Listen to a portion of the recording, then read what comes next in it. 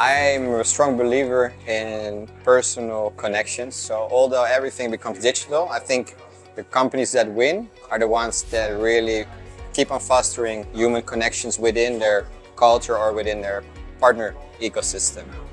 Meni je jako interesantno šta može fuzija i sve oko toga donese u smislu neke nove energije. Vidim da je veliko globalno takmičenje oko toga ko će do toga prvi stići, iako trenutno su tako trenduju i veštačka inteligencija, automatizacija. Mislim da sve oko fuzije je beskrajno interesantno neki period od 5 do 10 godina.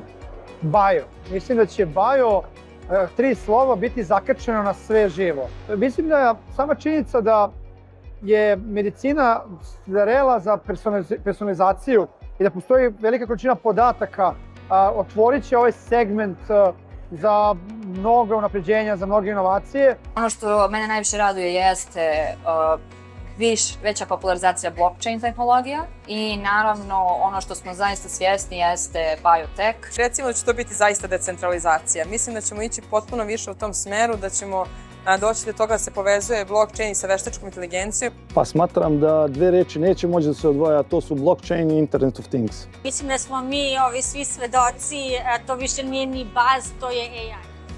Očigledno veštačka inteligencija. Definitivno veštačka inteligencija, s obzirom da u našem svakodnevnom radu koristimo AI i da ne možemo da živimo bez toga, zaboravili smo život trenutno. Apsolutno je reč ili trend AI. Mislim da je najbolje da ljudi prate šta se dešava sa veštačkom inteligencijom. Trend od 10 godina, ja nisam siguran da ja mogu da isprojektujem 6 meseci naredno.